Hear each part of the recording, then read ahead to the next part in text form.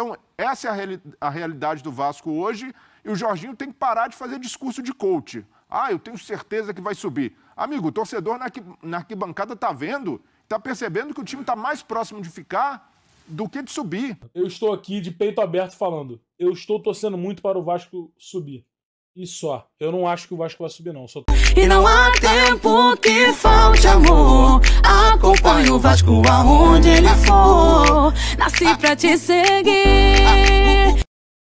Salve, família vascaína! Sejam bem-vindos aí a mais um vídeo no canal. Eu sou o Thiago, você está no canal Vasco em Família. Se não for inscrito aqui, já dá aquela moral. Senta o dedo no like pra gente estar chegando a mais vascaínos. E não esquece de ativar o sininho de notificação para não perder os próximos vídeos. E tá sempre por aqui dando aquela moral, deixando a sua opinião, seu comentário. A gente tá trocando aquela ideia de vascaíno pra vascaíno. Seu time perde 8 partidas consecutivas fora de casa. Você teme perder a sua vaga para a Série A do ano que vem para Londrina, Ituano, Criciúma, com todo o respeito ao esporte, Sampaio Corrêa que ganhou ontem.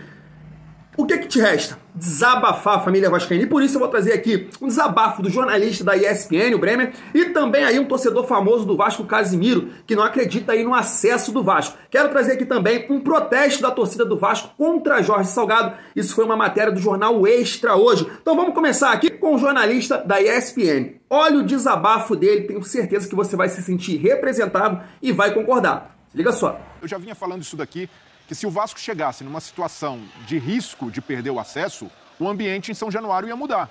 E mudou. E é natural o torcedor não ter essa paciência, porque já é a 5ª Série B que o Vasco disputa, a 2ª consecutiva, e com perspectiva de ficar. E o Jorginho precisa entender isso. O Jorginho vem falar, se o torcedor compreende o ambiente, como ele faz diferença na atmosfera, a coisa muda, não dá para cobrar nada da torcida do Vasco. Nada. A torcida do Vasco entregou todo o apoio que poderia, tanto é que o Vasco consegue ser forte em casa porque a torcida tem carregado o time nos braços.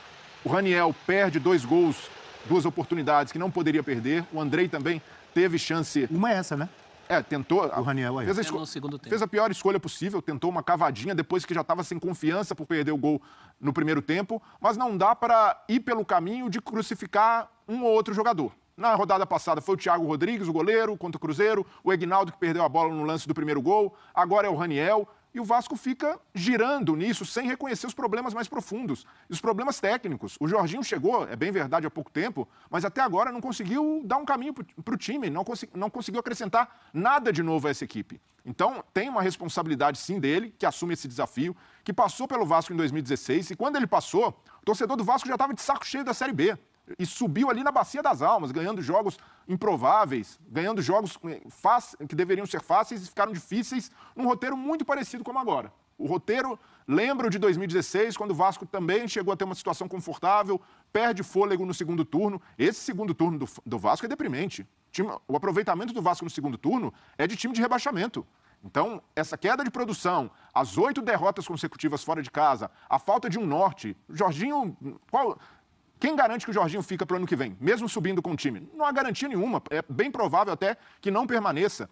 E com esse ambiente, agora, com a torcida, não é nem jogando contra, não dá para. O torcedor do Vasco apoiou, foi vaiar no final e pegar no pé, isso daí o jogador tem que estar acostumado. Agora, se desenhando esse cenário de uma pressão maior, com os jogos que o Vasco tem em casa, a dificuldade de vencer fora, vai pegar o Operário, um dos piores aproveitamentos como mandante da Série B, e o torcedor sabe que vai ser difícil ganhar. Então, essa é a realidade do Vasco hoje, e o Jorginho tem que parar de fazer discurso de coach. Eu tenho certeza que vai subir. Amigo, o torcedor na arquibancada está vendo, está percebendo que o time está mais próximo de ficar do que de subir. Mesmo no G4, o Vasco está ameaçadíssimo. E ameaçadíssimo porque se colocou nessa situação, chegou a ter 10 pontos de vantagem, desperdiçou, e o treinador, as trocas no comando sofríveis, cada escolha que a gente não consegue entender o critério, até mesmo a escolha do Jorginho é questionável, só pelo histórico que tem no Vasco. Isso daí, para mim, se pensar no futuro, no planejamento, nada se encaixa, é só para o curto período.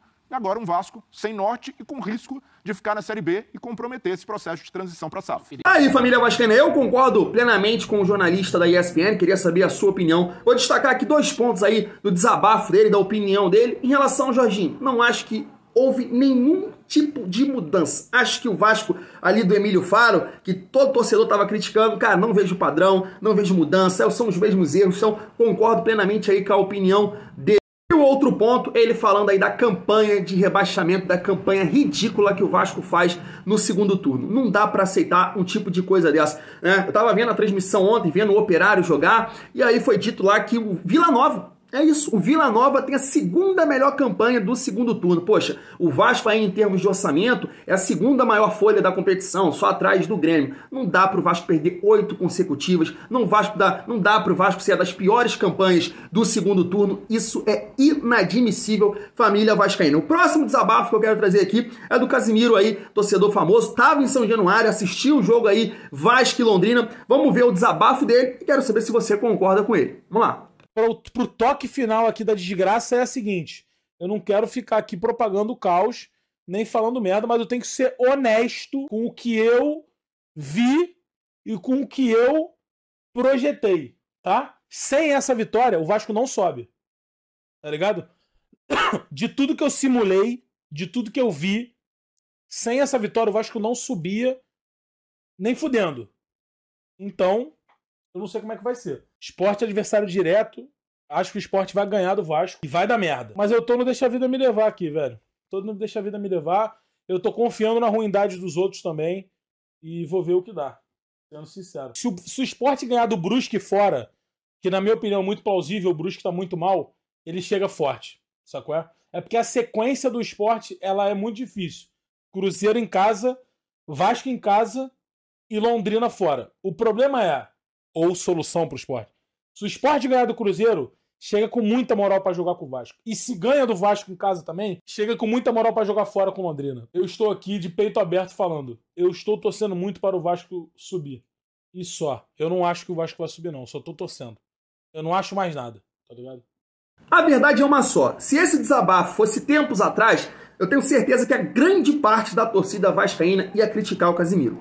Mas hoje não é um desabafo que o torcedor fique com raiva. É um desabafo que representa o torcedor vascaíno. Olha a tragédia que foi no ano passado. E quando a gente olha para o desempenho do Vasco, futebol apresentado dentro de campo, não passa nenhuma confiança que em 6 partidas o Vasco vai conquistar esse acesso. Aquela brincadeira aí do acesso culposo, quando não tem a intenção de subir, a gente está muito mais acreditando nisso, né? Que os adversários não vão conseguir, por exemplo, hoje, tomara que o Ituano não ganhe aí do CRB. É muito por aí, porque se depender do Vasco realmente fica difícil. O Vasco tem 3 jogos em casa, 3 jogos fora, né? Eu acredito que o Vasco possa sim somar as vitórias em casa, mesmo com adversários complicados. Aí o Sampaio Corrêa tá sonhando ainda, o Criciúma tá sonhando ainda. Então vão ser jogos difíceis, mas os jogos fora não tem confiança nenhuma. E é fundamental que o Vasco ganhe do Operário, porque ganhando do Operário tem um jogo aí contra o Novo Horizontino em casa, então isso pode dar uma moral e uma confiança maior pro torcedor vascaíno, mas eu concordo aqui com o Casemiro. Minha opinião pessoal,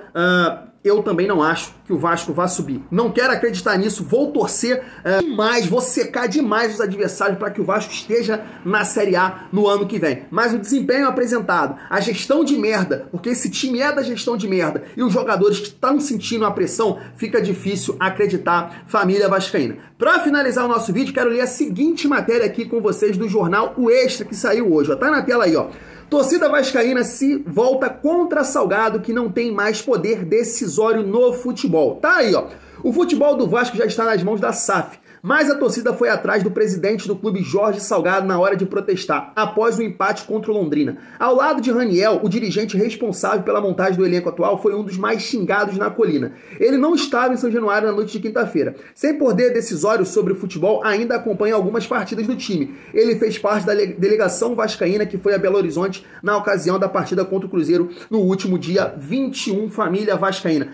Claro que agora o futebol do Vasco é gerido aí pela 777, mas se a gente relembrar aquela entrevista do Josh, a última, né, ele foi bem claro ali que ele não ia fazer nenhuma mudança nesse momento, a gente teria que continuar com o processo que está em andamento, não se faz isso, na opinião dele, fazer algumas mudanças, já que o campeonato estava em andamento. Ou seja, esse Vasco é do Salgado, esse Vasco é a cara dessa gestão de merda. As contratações que chegaram no Vasco no meio da janela são de Jorge Salgado, são a cara do Salgado. Pode ter ali a ajuda do Paulo Brax, mas o perfil da contratação foi da gestão Salgado. Esse era o modelo de contratação e foi utilizado no meio da janela, talvez ali com a ajuda do Paulo Brax. Mas realmente eu tenho que dizer aqui, torço muito para que a 777 possa fazer o melhor trabalho no Vasco, mas eu acho que faltou um pouco de tato aí da empresa e talvez uma irresponsabilidade muito grande. A 777 ela sabia que ia comprar o futebol do Vasco. Tinha o apoio da grande torcida, grande parte da torcida, apoio de dentro do clube, dos sócios, né? Já tinham aceitado a mudança de estatuto para transformar em SAF, então a 777 sabia. Então poderia, assim, auxiliar durante esse processo uma gestão que se mostrou muito incompetente durante toda a gestão. Desde que pisaram em São Januário, eles mostraram incompetência. Então por que não a 777 ir auxiliando na contratação de algum reforço, na contratação de um treinador após a saída do Zé Ricardo? Eu sei, torcedor, aquele que apoia aqui a 777 incondicionalmente vai vir e falar, Thiago, não sei o quê, eles entraram, eles não tiveram tempo, foi a oposição. Pô, peraí, cara, pensa direito, poderiam se auxiliar, o que é um pouquinho de dinheiro aí em algumas contratações no treinador, que porra, que ia mexer no patrimônio deles, nada, e eles sabiam que ia entrar no Vasco. Então essa falta de tato, de deixar aí o nosso principal objetivo, que era voltar à elite do futebol brasileiro, na mão do Jorge Salgado, dá nisso. 6 decisões e o torcedor do Vasco totalmente apavorado, família vascaína. Vou ficando por aqui, tamo junto e é muito bom ser Vasco.